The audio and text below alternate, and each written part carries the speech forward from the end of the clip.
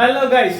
So இன்றைக்கி வந்து பார்த்தீங்கன்னா நம்ம பேச்சுலர்ஸ் கிச்சனில் என்ன பண்ண போகிறோம்னா சோயாபீன்ஸ் இருக்குல்ல, சோயாபீன்ஸ் போட்டு உருளைக்கிழங்கு போட்டு ஒரு அருமையான ஒரு என்ன சொல்கிறது ஒரு குழம்பு பண்ண போகிறோம். அப்படியே நல்லா மட்டன் கிரேவி மாதிரி இருக்க போகுது.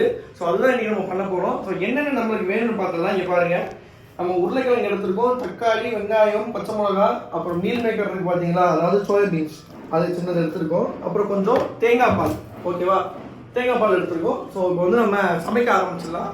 கடாயில் எண்ணெயை ஊற்றி நல்லா கொதிக்க விட்டுட்டு ஃபஸ்ட்டு வெங்காயத்தையும் பச்சை மிளகாயும் தாளிச்சிடலாம், ஓகேவா. எல்லாமே சிம்பிளான சமையல் தான் கைஸ். ஏன்னா பேச்சுலர்ஸ்க்காக நிறைய இன்க்ரீடியன்ஸ்லாம் நான் போட விரும்பல. பட் எவ்வளோ மினிமலாக போட்டு டேஸ்ட்டாக சமைக்க முடியுமோ நம்ம சமைச்சிடலாம், ஓகேவா. கறி லைட்டாக போட்டுக்கலாம், கறிவேப்பிலையை போட்டுக்கலாம். எல்லாம் வெளியே ஆரம்பிச்சுட்டா சூப்பர். இப்போ வந்து நம்ம பச்சை மிளகா போட்டுக்கலாம். நான் எப்போவுமே பச்சை மிளகா தான் ஃபஸ்ட்டு போடுவேன் இதுக்கு முன்னாடி. எனக்கு வந்து பச்சை மிளகா லைட்டாக பொரிஞ்சதுனால பிடிக்கும், அதனால இஞ்சி பூண்டு பேஸ்ட் சேர்த்துக்கலாம்.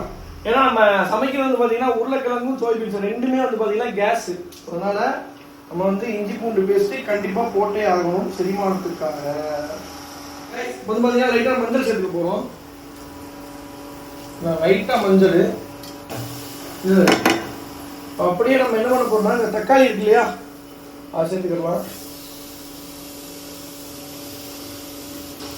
ஓகே, இப்போ வந்து தக்காளி கொஞ்சம் வதக்கினதுக்கு அப்புறமா நம்ம வந்து மசாலா சேர்த்துவோம், சரியா. இப்போ தக்காளி இப்போ வந்து நம்ம என்ன பண்ண போறோம்னா லைட்டாக மட்டன் மசாலா, லைட்டாக வரமிளகா பொடி, கொஞ்சம் காரம் எனக்கு பிடிக்கும், அதனால கொஞ்சம் காரமாக போடுறேன். உங்களுக்கு தான் எனக்கு சூப் தெரிய போகுது.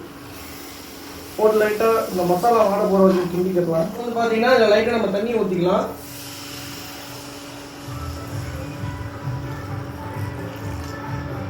இப்போ வந்து பார்த்தீங்கன்னா இதில் நம்ம கழுவி வச்ச கட் பண்ணி கழுவி வச்ச உருளைக்கிழங்கு சேர்த்துக்கிறோம். Potato this is potato. நம்ம மீல் மேக்கர் இருக்குல்லையே அதையும் சேர்த்துக்கலாம். அப்படியே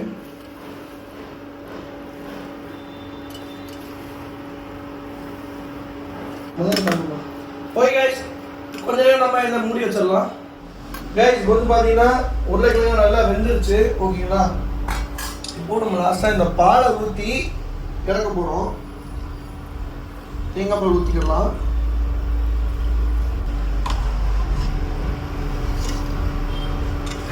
பால் கொதிச்சதுமே நம்ம இறக்கலாம் கைஸ், ஓகேவா. ஒரு கொதிப்பு கொதிச்சதும் இறக்கலாம். அவ்வளோதான் கைஸ்.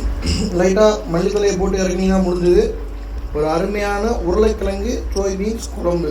ஓகே, பண்ணி பாருங்கள், செம்ம டேஸ்ட்டாக இருக்கும். ட்ரை பண்ணி பாருங்கள், சாப்பிட்டு பாருங்கள்.